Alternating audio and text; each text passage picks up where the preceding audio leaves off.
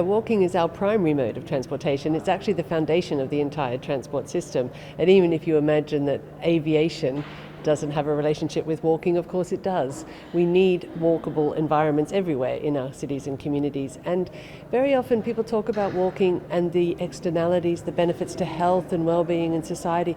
All of these things are very valid, and we should be providing for walking on that basis. But it's good for the transport agenda as well. Our public transport systems, it's their customer base. You know, people get out of their cars, they walk. So I think it's 89% of exit trips from public transport are walked journeys. But we don't see it, and we forget to value it in our bids, our financial processes, our proposals, and all of those things. So my job here at ITF and every other day in my working life is to bring people's attention to the value that walking brings for their communities and for their transport systems. Some cities across Europe, they've had pedestrian zones for a very long time. But I was in Kigali recently, where we're hosting our conference this year, and they have what they call a car-free zone.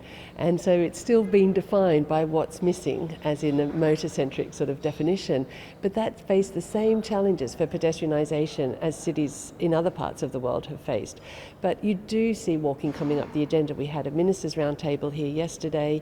We have much more focus from national ministers now. They've understood that they can leverage their position to have an impact right down to street level in local communities, and we're delighted to see the increase in the production and implementation, because delivery is more important than the plan, for more walking policies and positive contributions to walkable communities. We're part of what people like to call active mobility. We're not fussed for the terminology, because in some countries people have to walk and they would rather not have to. They don't need the activity. In the north we do need that. Cycling we see of as our best friends. You know, we can live in parallel. Provision for walking and cycling can come in parallel, but we're not the same. We need different infrastructure. We need a different approach. We travel at different speeds, so grouping us together is not so great. But we would never walk away from that partnership, just as our relationship with public transport. We see those as equal partners in the process of changing the paradigm about how we think about movement in our cities. We must think about movement as the journey that starts from your front door. That's a walk journey, even if it's to your private car, but preferably to the bus stop. And if we create the attractiveness and the livability of our cities so that people walk from their front doors, they walk to their local services, or they use public transport or bicycles to extend that journey.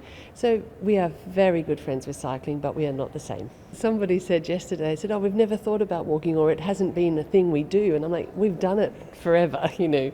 But with urbanisation, with the densification of our cities, we don't have the space for everybody to moving in a private vehicle. And if we can build walkable communities that people can access things on foot, and then the pressure on the transport system can be alleviated. I did a great project a few years ago in Europe, which looked at how to alleviate motorised congestion with improving walking and cycling access. And we demonstrated quite clearly that it's possible, and that if you create those spaces and invite people to use them and give them more priority, it's not just about squeezing us in at the edges, which is what a sidewalk is all about. But if we just give that space and invite people and make it easier and more attractive, then that's what people will choose.